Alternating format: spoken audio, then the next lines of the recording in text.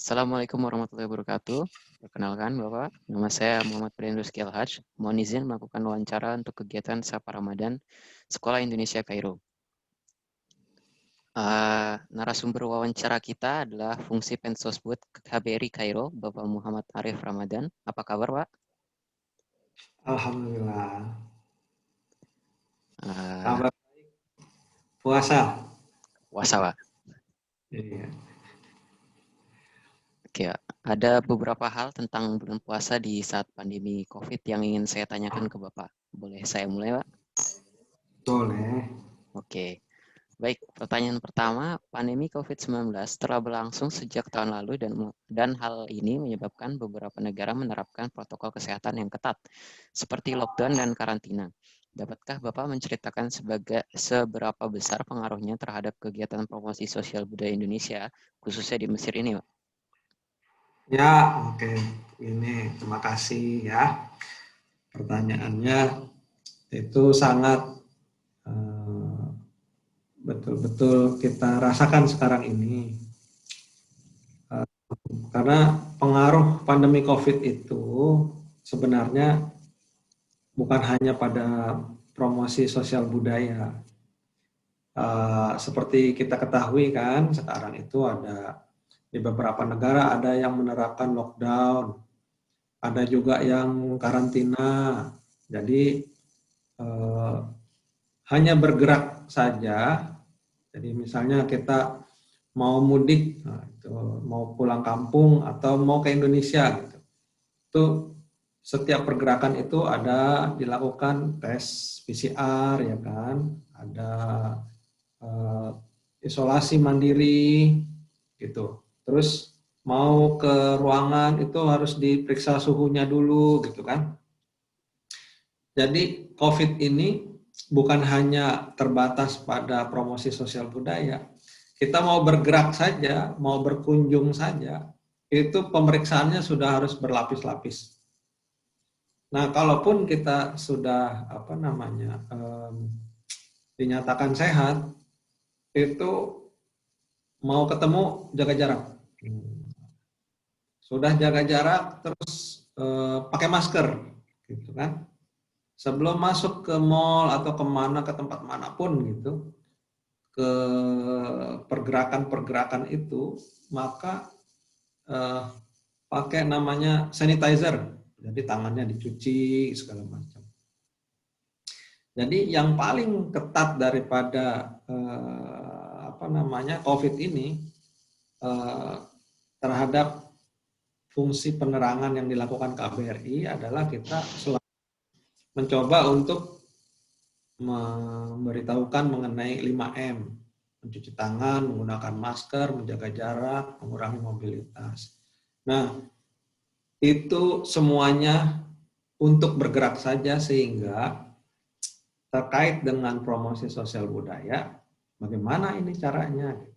Nah, akhirnya kita meniadakan kontak fisik. Gitu. Seperti yang dilakukan dalam Sapa Ramadan tahun ini juga di SIC kan. Ya. Jadi konsepnya adalah mengurangi atau menghilangkan pertemuan orang, tapi semua kegiatan dilakukan secara virtual, gitu, secara online, gitu. Apapun itu bentuknya, termasuk promosi sosial budaya di gitu. Jadi kegiatan-kegiatannya tetap dilakukan, tapi dengan secara online. Seperti misalnya kita pernah melihat di TV-TV juga ya, ada berbagai macam acara juga sekarang semuanya dilakukan secara online dan dilakukan dengan ketat. Jadi itulah promosi sosial budaya dalam kondisi COVID-19 gitu ceritanya. Oke. Bila berkenan, dapatkah Bapak menjelaskan apa yang dapat kami, siswa-siswi Sekolah Indonesia Kairo, lakukan untuk membantu promosi budaya Indonesia, Pak? Ya, oke. Jadi gini, pada saat ini kan memang sekarang yang paling penting itu keselamatan dan kesehatan siswa-siswi Sekolah Indonesia Kairo. Itu prioritas utama. Sehingga kalau misalnya dalam bidang promosi budaya, siswa-siswi itu harus bisa melakukan dengan aman. Gitu.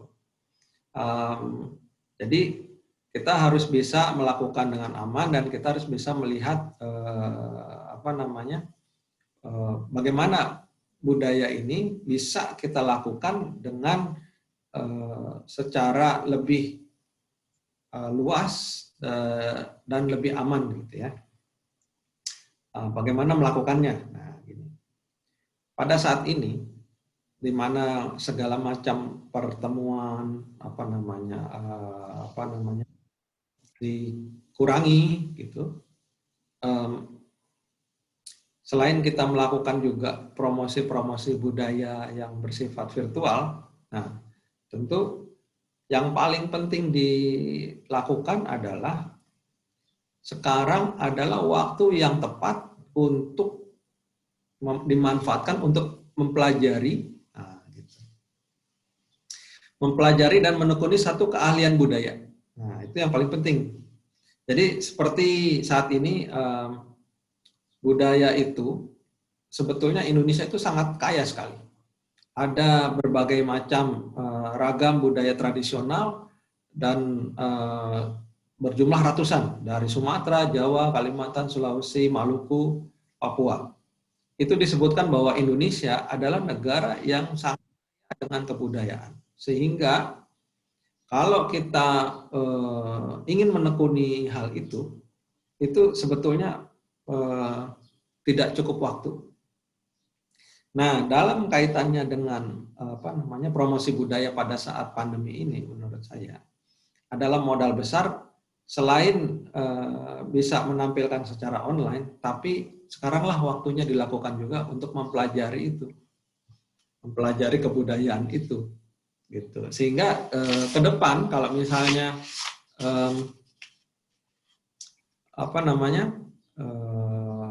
siswa-siswi Kairo, Sekolah Indonesia Kairo, tidak hanya pada saat pandemi ini saja, tapi ke depan juga bisa menjadi duta-duta budaya yang sangat ahli, gitu.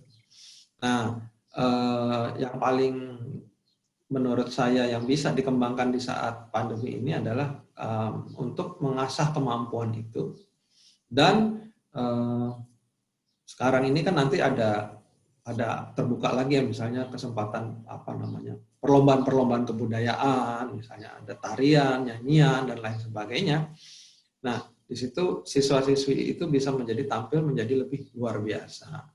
Nah, itu yang penting di masa ini menurut saya, itu untuk lebih banyak menggunakan waktunya untuk mempelajari lebih lanjut. Karena ini waktunya yang tepat, apalagi ini saat bulan puasa. Ya, kira-kira begitu.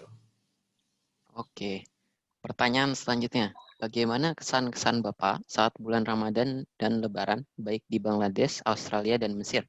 Mana yang lebih berkesan dan menyenangkan menurut Bapak? Ya, oke. Gini, jadi ternyata kesan itu tidak bisa dibilang mana yang paling berkesan gitu, karena ternyata semua itu memiliki hal yang khusus dan berbeda. Seperti kalau kita melihat bunga anggrek, bunga mawar gitu, mana yang lebih bagus? Apakah bunga anggrek atau bunga mawar? Nggak bisa, karena itu kan selera gitu akhirnya. Mana yang lebih enak misalnya, apakah pepaya atau semangka, gitu kan. Nah, itu ternyata semua punya karakter dan kesan yang tersendiri. Begitu juga dengan Ramadan di Bangladesh, Australia, di Mesir. Cuma memang ada kesan-kesan khususnya gitu. Kalau di Bangladesh itu kan sebelumnya dia negara yang tergabung dengan India. Nah, dia itu memiliki kedekatan budaya dengan Indonesia. Beberapa bahasanya itu sama dengan bahasa yang digunakan oleh kita, seperti putra. Nah, itu bahasa dia itu ya. Terus ada lagi griya. Griya itu artinya rumah, sama juga dengan kita gitu. Dan banyak kata-kata yang kita pakai. Mega itu juga kata-kata yang dipakai di Bangladesh. Saya punya cerita lucu di Bangladesh itu. Jadi waktu pertama kali ke Bangladesh itu kan kita sholat Jumat. Sholat Jumat itu ternyata mazhabnya berbeda. kalau kebiasaan kita di Indonesia, setelah akhir Al-Fatihah kita bicarakan walat dolin, terus kita amin gitu ya. Iya. Ya kan? Nah, ternyata di Bangladesh karena mazhabnya berbeda, ketika mereka bicara walat dolin, di sana diam aja gitu. Jadi nggak dibilang itu amin gitu. Cuma karena kita yang dari Indonesia ini sudah terbiasa refleks, jadi kita amin. Itu sendirian kan.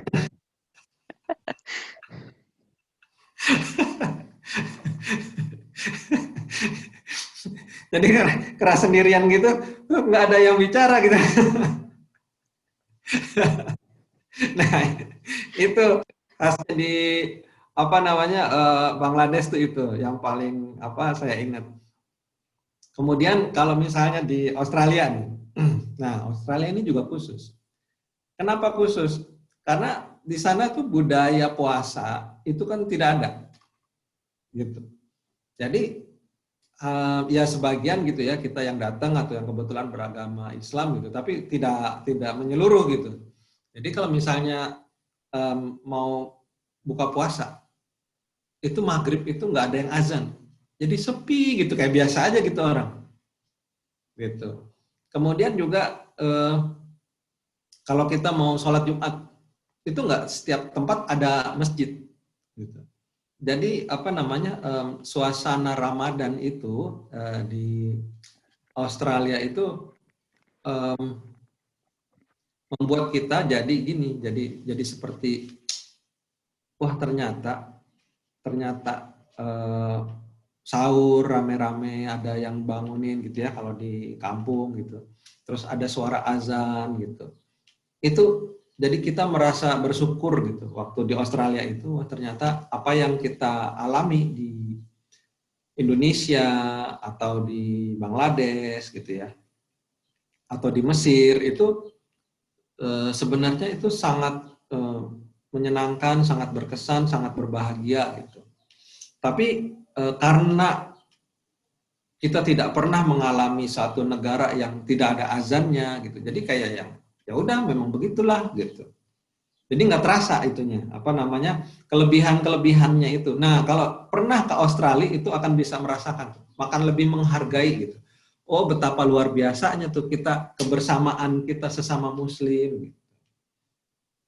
Nah begitu juga kalau misalnya saya ditanya di Mesir, apa yang berkesan? Gini, dari kecil itu saya itu banyak diceritakan oleh guru-guru ngaji gitu ya, guru-guru sekolah mengenai Al-Quran, mengenai kisah Nabi Musa, kisah Nabi Yusuf. Jadi tidak terbayang itu.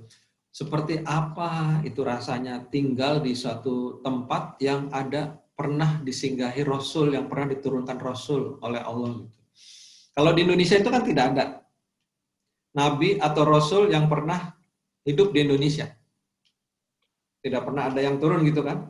Jadi seperti apa sih gitu. Jadi ketika sampai di sini terus mengalami bulan puasa terus bisa melihat di mana oh ini tuh Sungai Nil di mana Nabi Musa dihanyutkan. Oh ini tuh negaranya tempat ada Nabi Yusuf yang tercerita di Al-Qur'an. Jadi memang ada perasaan-perasaan khusus tersendiri selain budaya-budaya yang tadi yang saya ceritakan gitu. Ya kira-kira itulah. Berarti kan kurang lebih masing-masing ada ininya sendiri toh, ada apa namanya masing-masing kan gitu. Ya kira-kira itu. Oke. Oke, selanjutnya apa program pemerintah Indonesia dalam upaya mendorong masyarakat memanfaatkan bulan suci ini sebagai momen untuk bangkit kembali di era new normal nanti, khususnya buat kami generasi muda? Baik, ini penting juga ya buat generasi muda. Jadi bahwa pandemi ini itu merubah semuanya. Jadi negara juga program-program pemerintah juga dirubah. Kita misalnya dalam bidang diplomasi itu juga mengarahkan pada pemulihan kesehatan, pada ekonomi, terus kemudian juga kepada vaksin gitu ya. Semuanya apa? Semuanya untuk menjaga kesehatan dan keselamatan kita melewati masa pandemi ini. Masa yang belum normal ini. Nah, dengan program-program pemerintah seperti itu sebetulnya mendorong momen untuk bangkit. Jadi ini suatu pengalaman penting. banyak ketidakpastian gitu. Persis hari ini ada berita bahwa Jepang itu mengumumkan kondisi darurat COVID hanya 3 bulan sebelum Olimpiade. Jadi sebetulnya banyak hal belum pasti, gitu. Nah, bagaimana kita bisa mengambil jalan keluar ini? Nah, ini yang penting. Di bulan suci ini adalah waktunya untuk melakukan riset, tafakur, tadabur, bagaimana ke depan sekarang untuk mencapai prestasi dalam hal perbaikan-perbaikan metodologi yang kita lakukan. Terutama sekarang ini, misalnya dengan teknologi informasi dan komunikasi ini kan menjadi sangat penting. Pembelajaran dari jarak jauh, kemudian juga sekarang untuk pemesanan barang, untuk jual beli semua transaksi juga dilakukan dari jarak jauh. Nah, untuk masuk generasi muda ini juga bisa memanfaatkan ini untuk memperhatikan bagaimana nanti ke depannya dalam kondisi-kondisi yang seperti ini, sekolah, belajar, bisnis dan lain sebagainya itu dilakukan. Nah, melakukan pengamatan itu sangat penting. Jadi untuk yang mengalami ini tentu tahu bagaimana rasanya. Kalau yang nanti lahir kan tidak tahu nih, oh kemarin pernah begini, jadi tidak bisa membayangkan lah seperti apa tidak stabilnya kondisi ini. Nah, momentum Ramadan ini adalah momentum tafakur, tadabur untuk memperhatikan hal itu, bagaimana mengembangkan dan menjaga sesama masyarakat ini bisa berkembang dan berjalan dengan baik. Ya, itulah kira-kira. Oke, Pak. Pertanyaan terakhir nih, Pak. Hingga saat ini, pandemi COVID-19 telah menyebabkan 3 juta kematian di seluruh dunia. Menurut Bapak, apa hikmah yang dapat kita petik dan pelajari dari adanya pandemi COVID-19 ini, Pak? Ya, nomor satu, adanya pandemi ini membuat kita bisa bersyukur bahwa kemarin itu kita bisa kumpul, bisa main bareng sama temen itu adalah sesuatu kan. Sekarang mau main, mau kumpul itu jadi tidak bisa lagi sebebas sebelumnya, gitu. Ya nggak?